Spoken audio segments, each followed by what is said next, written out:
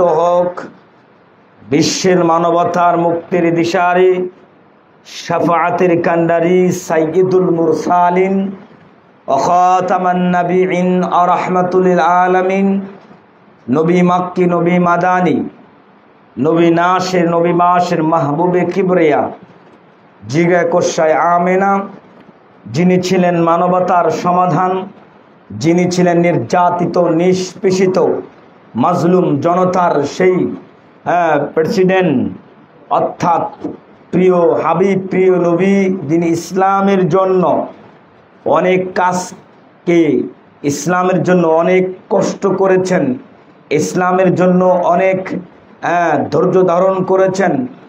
সে নির্যাতিত নিষ্পেষিত সে রাসূল, তিনি এখন পর্যন্ত আমাদের মাঝে। আমরা যুদ্ধ ছাড়াই আমরা ইসলামকে কমপ্লিটভাবে পরিপূর্ণভাবে আমরা ইসলামকে পেয়েছি।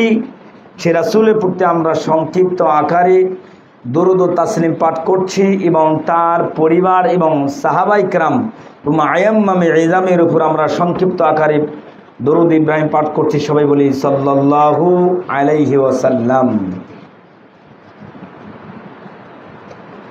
সম্মানিত অত্র মসজিদের মুসল্লিবৃন্দ, আপনারা অবগত আছেন, অবহিত আছেন, আমি আপনাদের সম্মুখে আজকে যে বিষয়টি নিয়ে আলোকপাত করব, আলোচনা করব। আজকে আমার জুমার বক্তব্যের বিষয়বস্তু হচ্ছে আল্লাহর নবী কাকে 10টি বিষয়ে ওসিয়ত করলেন, অর্থাৎ মুআজ বিন জাবাল রাদিয়াল্লাহু তাআলা আনহুকে 10টি বিষয়ে ওসিয়াত বা উপদেশমূলক কথাগুলো বললেন। শুধু মুআজ বিন জাবালকে নয়, অন্যান্য সাহাবায়ে কেরামকে, আবু হুরায়রাকে, বেলালকে, আবু সাঈদ খুদরিকে, যত সাহাবায়ে কেরাম রয়েছে তাদেরকে তিনি ওসিয়াত করতেন, উপদেশমূলক কথা বলতেন। এই ওসিয়াত সংক্রান্ত বিষয়টা নিয়ে কিছু আপনাদের সম্মুখে কিছু কথা তুলে ধরবো ইনশাআল্লাহ। মামান আল ওসিয়া, ওসিয়াত কি? এটা কি ওসিয়াত মৃত্যুর পরে কার্যকরিত হবে না বেঁচে থাকা অবস্থায় হবে? এটা আমাদের জানার একান্ত প্রয়োজন, দরকার, অপরিহার্য। ওসিয়া এর আবিধানিক অর্থ হচ্ছে উপদেশমূলক কথা, অথবা কিছু মানুষকে ইসলামের জন্য ধারক বাহক হওয়ার জন্য, আল্লাহ রাস্তায় কিছু বিলিয়ে দেওয়ার জন্য, মসজিদ মাদ্রাসায় কিছু জায়গা অর্থ সম্পদ বিলিয়ে দেওয়ার জন্য, আপনার নিজ ফান্ড থেকে অর্থ সম্পদ, আপনার ছেলে হোক মেয়ে হোক,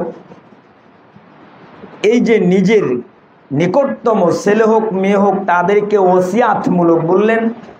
বেঁচে থাকা অবস্থায় বললেন, বাবা আমি পৃথিবীতে বেঁচে থাকবো না, একদিন না একদিন মৃত্যুবরণ করতেই হবে। ছেলে হোক মেয়ে হোক, আত্মীয় স্বজনকে হোক, আপনার জনগোষ্ঠীকে হোক, দেখে বললেন আমার অর্থ সম্পদ 2-4 বিঘে জমি আছে, আমি মারা গেলে এই অর্থ সম্পদগুলো কোনো একটা সহি মানহাজের যদি প্রতিষ্ঠান থাকে, অথবা একটা মসজিদ থাকে, এই মসজিদ অথবা মাদ্রাসার জন্য তুমি একটা জায়গা বিলিয়ে দিও, অর্থাৎ একটু 1 বিঘা হোক, 10 কাঠা হোক, 15 কাঠা হোক, এই জায়গাগুলো দিয়ে দিও আমি মরণের পর। এই যে বেঁচে থাকা অবস্থা আপনার সন্তানদেরকে ওসিয়াতমূলক কথা বললেন। আপনি বা আমি ইন্তিকালের পর সেই কথাগুলো আপনার ছেলে মেয়ে আত্মীয় স্বজন যাকে যে আপনি যেভাবে ওসিয়তমূলক, যেভাবে উপদেশমূলক যে কথাগুলো বলেছেন, এই কথাগুলো এমনকি 2 জন সাক্ষী রেখেও আপনি বলেছেন। ওসিয়াত যখন একটা লোক যখন তার ছেলে মেয়েকে ওসিয়াতমূলক কথা বলবে ইত্যাদি, ইসলামের জন্য এগুলো বিলিয়ে দিতে হবে, কিন্তু 2 জন অথবা 3 জন সাক্ষী রাখতে হবে। মৃত্যুবরণ করলো দুইজন বা তিনজন সাক্ষী রেখে ওসিয়াতমূলক কথা বলল। যে ব্যক্তি ওসিয়াতমূলক কোনো কথা বললো, মারা গেল, মারা যাওয়ার পর তার সন্তান সন্ততি এগুলো কাজ করলো। এই কাজের এই কাজগুলো যে করলো, যে মৃত্যু ব্যক্তি যে ওসিয়াতমূলক বলে যে দুনিয়া থেকে বিদায় নিয়ে গেল, এই তার কথাগুলো আত্মীয় স্বজন ছেলে মেয়ে অক্ষর অক্ষরে পালন করলো, এই সব ওই মৃত্যু ব্যক্তি কিয়ামত পর্যন্ত পাবে। সুবহানাল্লাহ। এটা বলা হয় ওসিয়াত। মনে করেন আপনাদের এটা একটা সহি মানহাজের একটা আহলুল হাদিসের একটা নতুন জামি মসজিদ প্রায় 2020 সাল থেকে মনে হয় স্থাপিত হয়েছে। এখন থেকে আলহামদুলিল্লাহ প্রজেক্ট কর্মে চলে আসতে প্রায় অনেক সংখ্যক লোক বৃদ্ধি হয়েছে আলহামদুলিল্লাহ। দিন দিন যাবে এরকম বৃদ্ধি হতেই থাকবে। এদের মধ্য থেকে কেউ যদি একটু টাকা পয়সাওয়ালা লোক থাকে, আমি একটু ওসিয়াতের ব্যাখ্যা বলছি, তারপরে একটা প্রভাবশালী লোক থাকলো, তো অর্থ সম্পদের অনেক মালিক, সে বলল তার নিজ ছেলেকে কাছে নিয়ে এসে ডেকে বলল, বাবা পৃথিবীতে আর বেঁচে থাকবো না, তুমি এই অর্থ সম্পদ থেকে 10 কাঠা জমি তুমি একটা মাদ্রাসাতে দান করে দিও, বা মসজিদে 10 শতক জমি তুমি দান করে দিও মসজিদের জন্য। এই যে আপনার বাবা ওসিয়ত করলেন, তে আপনি অক্ষরকে পালন করলেন, এই পালন করলেন, কিন্তু বাবার ওসিয়তটা অবশ্যই রাখতে হবে। এটার মধ্যেও কেউ এটাকে ফির আবার ভঙ্গ করে, বাবা ওসিয়ত করে গিয়েছে, বাবার কথা এরাও করে না, অথচ তা পালন করতেই হবে।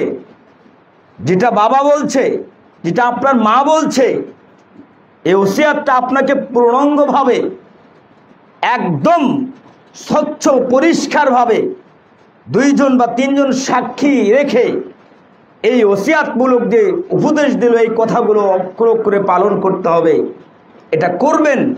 আল্লাহর নবী এভাবে অনেক সাহাবায়ে কেরামকে ডেকে নিয়ে এসে বলছেন, বিশেষ করে মুআজ বিন জাবাল রাদিয়াল্লাহু তাআলা আনহুকে 10টি ওসিয়ত যেহেতু মূলক কথা বললেন, আল্লাহর নবী বিশ্বনবী মুহাম্মদুর রাসূলুল্লাহ, সবাই বলি সাল্লাল্লাহু আলাইহি ওয়াসাল্লাম, মুআজ বিন জাবালকে ডেকে নিয়ে এসে বললেন, হে মুআজ বিন জাবাল, পৃথিবীতে আমি বেঁচে থাকবো, আমি তোমাকে 10টি যে উপদেশ দিচ্ছি, এই ওসিয়াতমূলক যে কথাগুলো বলছি, এই কথাগুলো তুমি মানার চেষ্টা করবে, আমলেতে বাস্তবায়ন করার চেষ্টা করবে। যদি তুমি এই 10টি উপদেশ, যদি তুমি ওসিয়াতমূলক 10টি কথা যদি মানতে পারো, তাহলে তুমি জান্নাতে দাখিল হবে। সুবহানাল্লাহ। তেমনি আল্লাহর নবী আবু হুরায়রা রাদিয়াল্লাহু তাআলা আনহুকে 7টি বিষয়ে মারাত্মক ধ্বংসাত্মক 7টি বিষয় থেকে তাকে বেঁচে থাকার জন্য আল্লাহর নবী আবু হুরায়রাকে বললেন, তুমি 7টি মারাত্মক ধ্বংসাত্মক জিনিস থেকে তুমি বেঁচে থাকবে। কারণ এই 7টি ধ্বংসাত্মক জিনিস মানুষের আমল, মানুষের ঈমান, মানুষের এবং ছোট ছোট আমল, ভালো ভালো আমলগুলো নষ্ট করে দেয়। আল্লাহর নবী বিশ্বনবী মুহাম্মদুর রাসূলুল্লাহ সাল্লাল্লাহু আলাইহি ওয়াসাল্লাম মুআজ বিন জাবালকে বললেন, ওয়ান মুআজ ইবনে জাবালিন ক্বালা আউসানি রাসূলুল্লাহ, মুআজ বিন জাবাল বললেন, আউসানি, আমাকে রাসূলুল্লাহ আল্লাহর রাসূল সাল্লাল্লাহু আলাইহি ওয়াসাল্লাম কাছে নিয়ে এসে বললেন, বি আশরি কালিমাতিন, আমাকে 10টি বিষয়ে ওসিয়াত করলেন, 10টি বিষয়ে উপদেশ দিলেন, 10টি বিষয়ে আমাকে সতর্ক করার জন্য অত্যন্ত স্বচ্ছভাবে পরিষ্কারগুলো 10টি জিনিস জানিয়ে দিলেন। আল্লাহর নবী মুআজ বিন জাবালকে বললেন, 10টি যে ওসিয়ত করছে তার মধ্যে 1 নম্বর হচ্ছে, ক্বালা লা তুশরিক বিহি শাইআন, হে মুআজ বিন জাবাল, 1 নম্বর কথা হচ্ছে তুমি লা তুশরিকু বিহি শাইআন, তুমি আল্লাহর সাথে কাউকে সমকক্ষ শরীক করবে না। ওয়াইন কুতিলতা আও হুররিকতা, যদি তোমাকে, এখানে এই শিরক সংক্রান্ত বিষয়ে অনেক আলোচনা চলে আসছে, যেহেতু 10টির কথা বলা হচ্ছে শুধু সংক্ষিপ্ত আকারে আমি আপনাকে বোঝানোর চেষ্টা করব ইনশাআল্লাহ। বলছেন যদি তোমাকে ওয়াইন কুতিলতা, যদি তোমাকে হত্যা করা হয়, হুররিকতা, যদি তোমাকে আগুনে পুড়িয়ে, পেট্রোল দিয়ে যদি তোমাকে পুড়িয়ে মারা হয়, তবুও তুমি কি করবে না? শিরক করবে না। দেখেন আল্লাহর নবী মুআজ বিন জাবালকে কত গুরুত্বপূর্ণ কথা বললেন। দেখেন হত্যা, যদি হত্যা করা হয়, পুড়িয়ে মারা হয়, তোমাকে হত্যা করতে করতে 7 চাকা করা হলো, তোমাকে পুড়িয়ে মারা হলো, ছাই করে দেওয়া হলো, তবুও তুমি শিরকে লিপ্ত হবে না। এই কথাটা তুমি মানবে মুআজ বিন জাবাল। তোমাকে যে বলছি এটা কথা, তুমি কথাগুলো ফির তোমার লোকদের কাছে বিলিয়ে দিবে, সাথী সঙ্গীদের কাছে এলান করে দিবে, ঘোষণা করে দিবে। তাহলে দেখেন এখন বর্তমান যুগে তা আছুন আমরা লক্ষ্য করি, প্রত্যক্ষ অবস্থায় আমি যদি আপনাকে বলি তুমি শিরক করো, যদি তুমি মাজারে যদি একটা মুরুক দিতে হবে, যদি না দাও তোমাকে আমি হত্যা করব, ওই ব্যক্তি জীবনের ভয়ে সে হয়তো মাজারে মুরুক দিল, হয়তো মাজারে টাকা দান করলো, সে আগে জীবনের চিন্তা করলো, আমাকে জীবন বাঁচাতে হবে। তাহলে সম্মানিত উপস্থিতি, লক্ষ্য করুন সম্মানিত আসাতিজান, প্রিয় মুসলিম ভাই, আপনি একটু আপনার মেধা দিয়ে একটু গবেষণা করুন। আজকে আমরা স্বচ্ছ ইসলামকে, জাজুল্লমান ইসলামকে আমরা গবেষণা করলে আমাদের মাঝে ক্লিয়ার হয়ে দাঁড়াবে। আজ আমরা সেই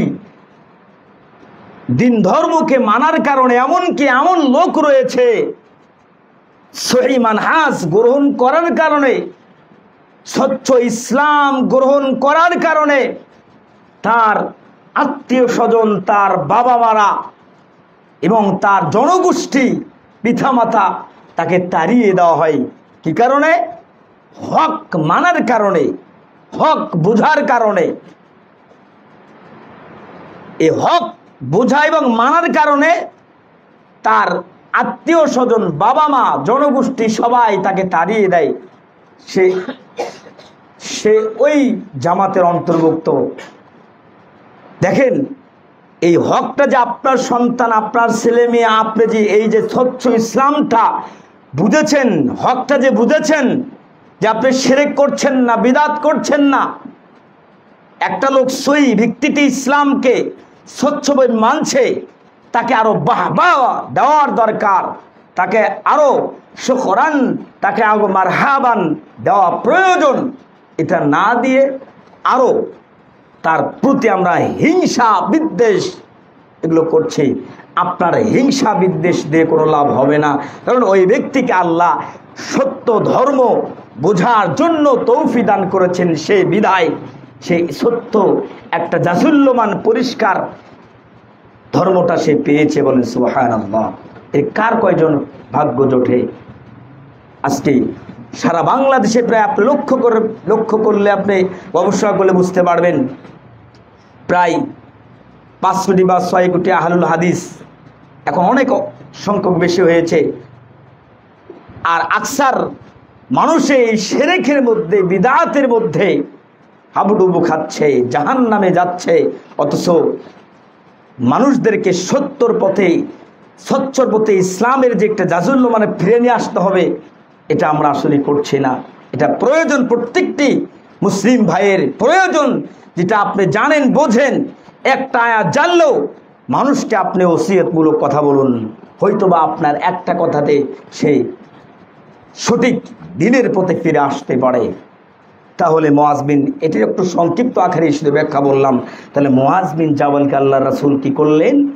1 নম্বর বলেন তুমি শিরক করবে না, যদিও তোমাকে হত্যা করা হয়, মারা হয়। শিরক করা যাবে না। শিরক অগায়রা ইত্যাদি শিরক সংক্রান্ত বিষয়ে আপনারা আলোচনা অনেক শুনেছেন। আপনারা শিরকের মধ্য থেকে, বিদআতের মধ্য থেকে তো আলহামদুলিল্লাহ সহির পথে এসেছেন, আপনারা জানেন। 2, আল্লাহর নবী মুআজ বিন জাবালকে 2 নম্বর কথা বললেন, উপদেশ দিলেন, ওয়ালা তাআক্কান্না ওয়ালিদাইকা ওয়া ইন আমারাকা আন তুখরাজা মিন আহলিকা ওয়া মালিকা। আল্লাহর নবী মুআজ বিন জাবালকে বললেন, হে মুআজ বিন জাবাল, তুমি তোমার পিতামাতার অবাধ্য হবে না, তুমি তোমার পিতামাতার তুমি নাফরমানি করবে না, পিতামাতার সঙ্গে খারাপ আচরণ করবে না। যদিও তোমাকে ওয়াইন আমারাকা আন তুখরাজা মিন আহলিকা ওয়া মালিকা, যদিও তোমাকে পিতামাতা, তোমার পরিবার পরিজন আহলিয়া থেকে তোমাকে যদি বিদেয় করে দেয়, তাড়িয়ে দেওয়া হয়, তবুও তুমি পিতামাতার সঙ্গে খারাপ আচরণ করবে না। এটাও যদি আপনি গবেষণা করেন, আকসার মানুষ পিতামাতার সঙ্গে খারাপ আচরণ করছে। আল্লাহর নবী বলছে, হুমা জান্নাতুকা হুমা নারুকা, পিতামাতাই তোমার জান্নাত, পিতামাতাই তোমার জাহান্নাম। আল্লাহর নবী বলছেন, পৃথিবীতে সবচেয়ে বড় পাপ 3টি, তার মধ্যে হচ্ছে পিতামাতার অবাধ্য হওয়া। 3 নম্বর হচ্ছে পিতামাতার অবাধ্য হওয়া। আল্লাহ বলছেন, পিতামাতার তোমরা শব্দ করিও না। সম্মানিত আসাতিজান, আমি আপনাকে বোঝাতে চাচ্ছি, পিতামাতার অবাধ্য হবেন না। আপনাকে কষ্ট করে লালিত পালিত করেছে আপনার মা, আমার মা, 10 মাস 10 দিন গর্ভে রেখে কত কষ্ট করেছে। আল্লাহ তো পৃথিবীতে পাঠিয়েছে, আল্লাহ তো দেখা যাচ্ছে একটা মাধ্যম তো লাগে। আমরা কি মা বাবার মাধ্যমেই তো আমরা দুনিয়াতে আসছি।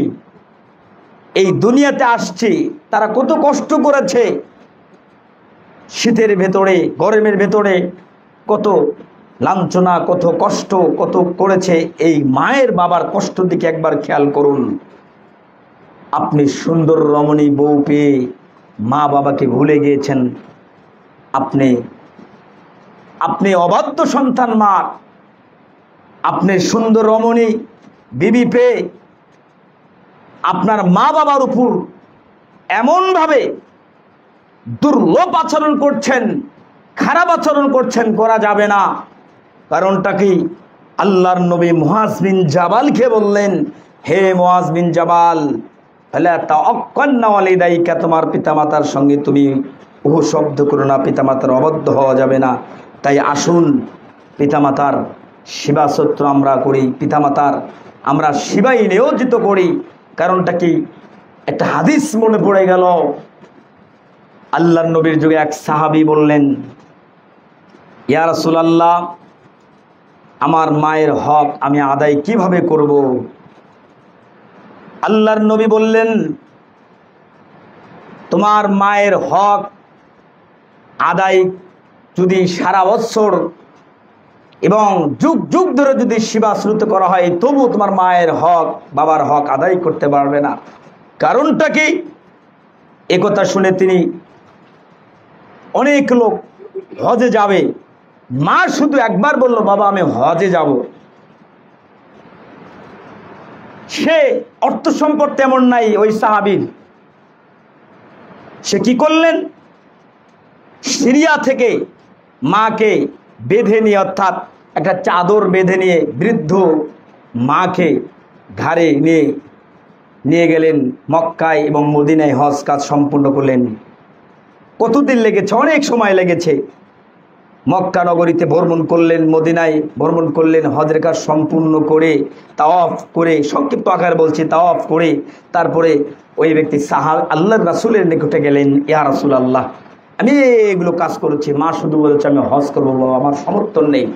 তা আমারও তো সমর্থ, ইয়া রাসূলুল্লাহ, আমি সিরিয়া থেকে নিয়ে আমি কত কষ্ট করে প্রায় মক্কা মদিনাতে ভ্রমণ করে হজের কাজ সম্পূর্ণ করে সাফা মারোয়া করে সব কিছু করে তাওয়াফ করে আমি আবার আপনার কাছে এসেছি, আমি কি মায়ের হক আদায় করতে পেরেছি? আল্লাহর নবী বলছেন, না, তুমি এখনো তোমার মায়ের হক আদায় করতে পারো নাই। তাহলে দেখেন, আর সেই মাকে আমরা কষ্ট দেই কেন? মাকে কষ্ট দেওয়া যাবে না। 2 নম্বর, পিতামাতার অবাধ্য হওয়া যাবে না। আল্লাহর নবী মুআজ বিন জাবালকে এই 2 নম্বর ওসিয়ত করলেন। 3 নম্বর ওসিয়ত আল্লাহর নবী বিশ্ব নবী মুহাম্মদুর রাসূলুল্লাহ সাল্লাল্লাহু আলাইহি ওয়াসাল্লাম বললেন, ওয়ালা তাতরাকান্না মাকতুবাতান সালাতান মুতাআম্মিদান। আল্লাহর নবী বললেন, মুআজ বিন জাবালকে বললেন, আমি তোমাকে 3 নম্বর ওসিয়ত করলাম, উপদেশ দিলাম। এই উপদেশ বা ওসিয়ত কি হলো? বলছেন, তুমি কি করবে না? তুমি সালাত, ফরজকৃত সালাত তুমি ছেড়ে দেবে না। ইচ্ছাকৃতভাবে তুমি ফরজ সালাত ছেড়ে দেবে না। যদি তুমি ইচ্ছাকৃতভাবে ফরজ সালাত ছেড়ে দাও, নামাজ ছেড়ে দাও, তাহলে তুমি কাফের হয়ে যাবে। এখানে ইখতিলাফ আল উলামা, অনেক আলেম উলামারা ইখতিলাফ নিয়ে এসেছেন। কেউ বলছেন, কেউ যদি ইচ্ছাকৃতভাবে সালাত ছেড়ে দেয় তাহলে সে কাফের। আর কেউ বলেছেন, যদি সে ইচ্ছাকৃতভাবে ওই ওক্তর নামাজ, অর্থাৎ 1 ওক্ত নামাজ ছেড়ে দিলেন, ওই 1 ওক্তর জন্য সে নামাজকে অস্বীকার করলো, কাফের হয়ে গেল। অর্থাৎ ইচ্ছাকৃতভাবে সালাতকে ছেড়ে দেওয়া যাবে না, সালাতে পড়তেই হবে। এটা বললেন। আল্লাহর নবী মুআজ বিন জাবালকে 4 নম্বর ওসিয়ত করলেন। সালাতের বিষয়ে আরো সংক্ষিপ্ত এবং বিস্তারিত আলোচনা, সংক্ষিপ্ত আকারে একটি হাদিস আমি বলতে চাই। আল্লাহর নবী বললেন, আউয়ালু মা ইউহাসাবু বিহিল আবদু ইয়াউমাল কিয়ামাতিস সালাম।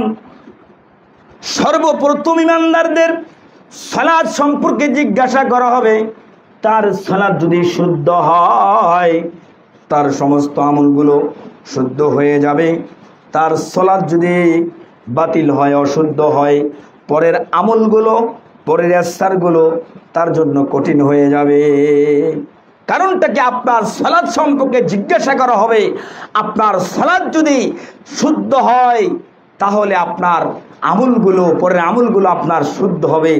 সালাত যদি আপনার অশুদ্ধ হয়, ভুল হয়, রাসূলের পদ্ধতিতে যদি না হয়, পরের আমলগুলো আপনার জন্য কঠিন হয়ে দাঁড়াবে। পরের আমলগুলো আপনার জন্য ভুলের মধ্যে আপনি থাকবেন। আল্লাহর নবী যেভাবে সালাত আদায় করতে বলছেন, সেভাবে সালাত আদায় করতেই হবে। আল্লাহর নবী ফুলে আদায় করতেন, বুকে হাত বাড়তেন। আল্লাহর নবী সালাতে আমিন বলতেন। স্পষ্ট হাদিস, দাজুল্যমান হাদিস। আপনি গবেষণা করুন, চিন্তা করে, ফকর করে, আপনি একটু জেহেন মস্তিষ্ক নিয়ে একটু গবেষণা করুন। একটা উদাহরণে বলছি, আপনি দুনিয়াতে আপনার ছেলে মেয়েকে বিবাহ দিবেন, ছেলেকে বিবাহ করাবেন, অনেক যাচাই বাছাই করেন না? ভালো জামাই খোঁজেন, ভালো একটা ছেলের বউ খোঁজেন, দেখুন সে ইমানদার হতে পারে, ভালো হতে পারে, সে যেন পাপ কাজ না করে, সে যেন পর্দায় থাকে, এই যে খোঁজেন। দুনিয়াবি কাজের জন্য একটু উদাহরণে যাই। আপনি দুনিয়ার আসবাবপত্র কিনতে গেলে দেখা যাচ্ছে আপনি 1 কেজি বাগুন কিনবেন, 2, 3, 4 দোকান গবেষণা করেন, দেখেন কোনটা ভালো কোনটা পোকা, এগুলো দেখেন। আপনি আলু কিনতে গেলেও দোকান আপনি দেখেন কোনটা ভালো আলু কোনটা খারাপ আলু। জুতার দোকানে গেলেও আপনি একটু দেখেন। কিন্তু আল্লাহ যেদিন আপনাকে জিজ্ঞাসা করা হবে দুনিয়ার আসবাবপত্র কিনতে গিয়ে, দুনিয়ার সমস্ত জিনিস কিনতে গিয়ে তুমি যাচাই বাছাই করেছো, ইসলামকে মানার সময় তুমি কেন জাস্টিফাইড করো নাই, যাচাই বাছাই করো নাই, সেদিনকে জবাব দিতে পারবেন? জবাব দিতে পারবেন না। একটু আল্লাহ আপনাদের মেধা দিয়েছে, বুদ্ধি দিয়েছে, বিবেক দিয়েছে, সব কিছু বোঝেন, জানেন। একটু চিন্তা করে গবেষণা করে একটু ইসলামকে একটু স্বচ্ছভাবে পরিষ্কার করুন। দেখুন কোনটা সঠিক ধর্ম আর কোনটা সহি মানহাজের ভিত্তিতে রাসূল বলেছে কথাগুলো আপনি একটু রিহার্সেল করুন, তাহলে আপনার শান্তি ফিরে আসবে। সারা বছর আপনি বিদাতের মধ্যে থাকলে আপনার কিয়ামত পর্যন্ত আমল করলে আল্লাহর কসম আপনার আমল আল্লাহর দরবারে কবুল করা হবে না, গৃহীত হবে না। সম্মানিত আসাতি যান, তাহলে আল্লাহর নবী মুআজ বিন জাবালকে 3টে ওসিয়তমূলক কথা বলে 4 নম্বর ওসিয়ত বলে কথা বললেন, হে মুআজ বিন জাবাল, আমি তোমাকে 4 নম্বর উপদেশ দিচ্ছি। বলছেন ওয়ালা তাশরাবান্না খামরান, 4 নম্বর তুমি মদ পান করো না, নিশাদার দ্রব্যই তুমি লিপ্ত হয়েও না। তুমি বিড়ি, তামাক, জর্দা, গুল, সিগারেট খেও না, এটা খমর। এই খমর জিনিস তুমি পান করো না। কারণটা কি? ফা ইন্নাহু রাসা কুল্লি ফাহিশাতিন, এই মদ, এই খমর পান করাতে একটা অশ্লীলতার একটা মূল মাধ্যম। আপনি যখন কেউ যদি মদ খায়, গাঁজা খায়, তার জিন মস্তিষ্ক ঠিক থাকে না, সেই মুখ দিয়েও অশ্লীল গর্হিত বেহা কথাগুলো রিপিট করে মানুষের সম্মুখে। তার মেধা ঠিক থাকে না, তার মেধা কাজ করে না। এজন্য আল্লাহর নবী বলেছেন ওয়ালা তাশরাবান্না খামরান, তুমি মদ পান করো না।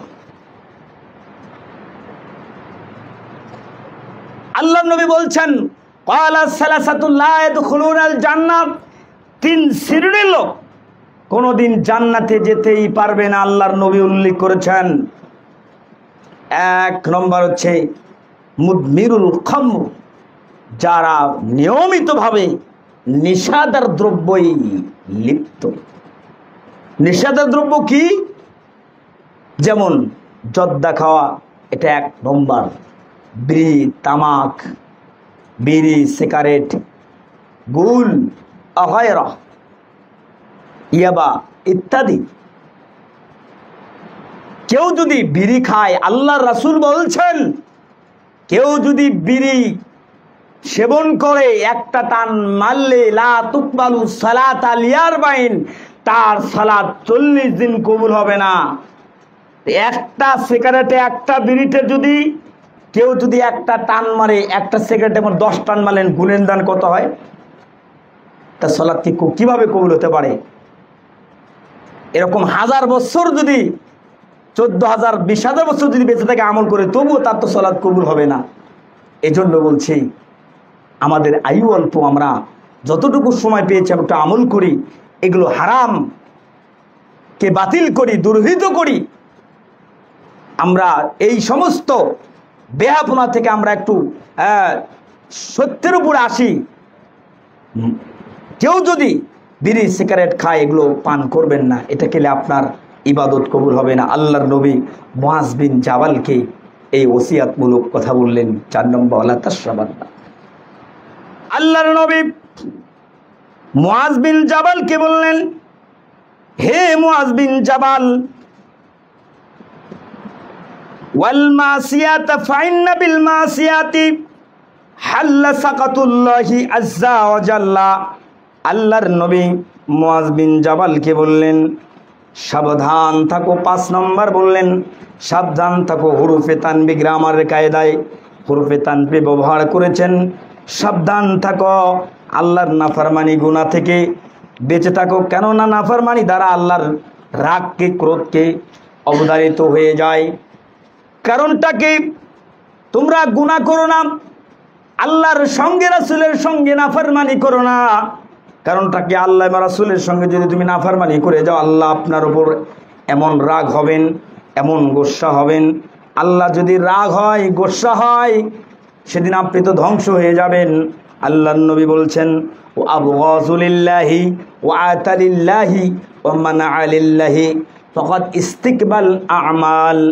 আল্লাহর নবী বলেছেন আল্লাহকে সন্তুষ্ট করার জন্য আল্লাহকে ভালোবাসার করার জন্য, আল্লাহর সঙ্গে মুহাব্বত করার জন্য তোমরা কি করো?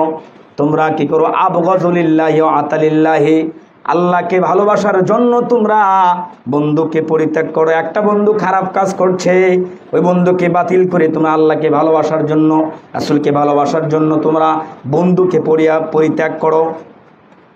আর বলছেন ওয়া আতালিল্লাহি ওয়া মান আলিল্লাহি, আল্লাহর জন্যই তুমি দান করো, আল্লাহর জন্যই তুমি কি করো?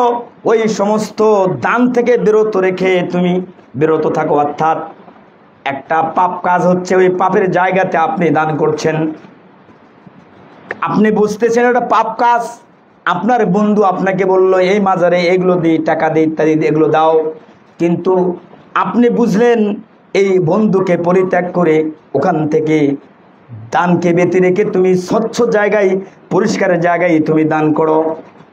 আল্লাহর নবী এজন্য বলছে ওয়া আতালিল্লাহি ওয়া মান আলিল্লাহ। সম্মানিত আসাতিজান, আল্লাহর নাফরমানি করা যাবে না। নাফরমানির সাথে, আল্লাহর সাথে নাফরমানি করেন তাহলে আল্লাহ আপনাকে ধ্বংস করে দেবেন। আল্লাহর নবী মুআজ বিন জাবালকে এই 5টি ওসিয়ত বললেন, কথা বললেন। আরো বললেন 6 নম্বর বললেন ওয়াতাওয়াল্লা ওয়ামাজ সাহাফি, যুদ্ধের ময়দান থেকে তুমি পালিয়ে যেও না, যুদ্ধের ময়দান থেকে তুমি পালিয়ে যেও না। যদি সমস্ত মানুষ যুদ্ধ করতে করতে মারা যায়, তুমি যদি অটল থাকো, তুমি যদি ঠিক থাকো, তবু তুমি পালিয়ে যেও না। তাহলে আল্লাহর নবী, বিশ্ব নবী মুআজ বিন জাবালকে এই 6 নম্বর কথা বললেন। 7 নম্বর কথা বললেন আল্লাহর নবী মুআজ বিন জাবালকে বললেন, যখন মানুষের মধ্যে মহামারী রোগ ছড়িয়ে পড়বে তুমি সেখানে অবস্থান করবে। তাহলে সম্মানিত আসাতিজান, সময় আসলেই স্বল্পতা, সময় শেষের দিকে আমি শুধু অনুবাদ করে আপনাকে জানিয়ে দিচ্ছি।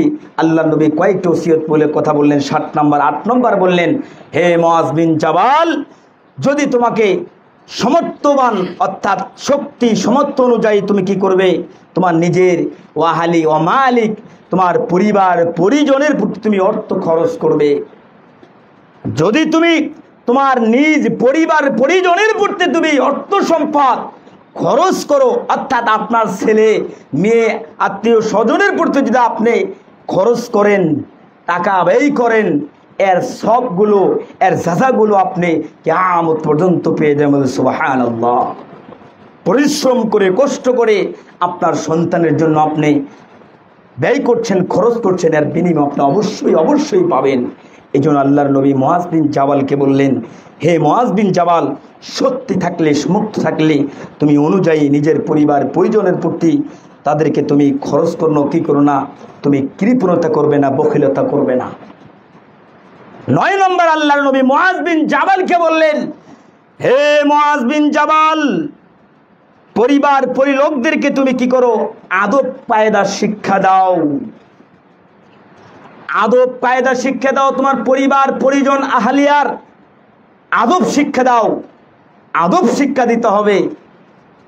আল্লাহর নবী বলছেন, আদবের লাঠি তুমি তুলিয়ে নেও না, আদবের লাঠিকে তুলিয়ে নেওয়া যাবে না। আপনার ছেলে মেয়ে সালাত আদায় করে না, আপনাকে তাদেরকে মারিয়ে পিটিয়ে সালাতের জন্য নিয়ে আসতেই হবে। কারণটা কি? আদবের লাঠি তুমি তুলিয়ে নেও না। 10 নম্বর আল্লাহর নবী উল্লেখ করলেন, 10 নম্বর কথা বললেন। আল্লাহর নবী বললেন, হে মুআজ বিন জাবাল, ওয়া আখফিকুহুম ফিল্লাহি, 10 নম্বরে বললেন আল্লাহ তাআলা সম্পর্কে তাদেরকে তুমি ভয় প্রদর্শন করাতে থাকো। আল্লাহর ভয়, আল্লাহর খৌফটা তুমি তাদেরকে ভেতরে একটু বিলিয়ে দাও। কারণটা কি? ভয় সংক্রান্ত বিষয় নিয়ে তুমি তাদেরকে একটু ভয় দেখাও। এটা করা যাবে না, এটা করা যাবে না। যার ভেতরে খৌফ রয়েছে, যার ভেতরে ভয় রয়েছে, যার ভেতরে আল্লাহর ভয় রয়েছে, সে কোনোদিন পাপ কাজ করতে পারবে না, সে কোনোদিন অন্যায় করতে পারবে না, সে কোনোদিন বিড়ি সিগারেট তামাক খাইতে পারবে না, সে কোনোদিন মানুষ খুন করতে পারবে না, সে সুদ খাইতে পারবে না, ঘুষ খাইতে পারবে না, জিনা করতে পারবে না ইত্যাদি। আল্লাহর ভয় যদি তার ভিতরে থাকে সে এগুলো কাজ করতে পারবে না। আর কোনো ব্যক্তির ভিতরে যদি আল্লাহর ভয় যদি না থাকে, খৌফটা যদি না থাকে, তার দ্বারা সবই সম্ভব, সে অনেক কিছু করতে পারে। এজন্য আল্লাহ নবী বলছেন, হে মুআজ বিন জাবাল, তুমি তাদেরকে আল্লাহর ভয় দেখাও, তাদেরকে খৌফটা দেখাও, আল্লাহর কথা, তাদেরকে শাস্তির মুহিন আজিম এগুলো শাস্তির কথা বলো। এই 10টি তোমাকে আমি উপদেশমূলক কথা বললাম, এই 10টি কথাগুলো তুমি মানবে। যেমনই একটা উদাহরণে বলি, আপনাদের বাবা মৃত্যুর সময় আপনাদেরকে কাছে ডেকে নিয়ে এসে বললেন, বাবা পৃথিবীতে আমি বেঁচে থাকবো না, আমার দ্বারা তোমাদেরকে যেন অন্যায় না করো, তোমরা অন্যায় করবে না, তোমরা পাপ কাজ করবে না, তোমরা বিড়ি খাবে না, সালাত আদায় করবে, উম্মুক মেয়ের হককে নষ্ট করবে না, তোমার বোনকে দেখো, বড় বোনকে দেখো, ছোট বোনকে দেখো, মেজ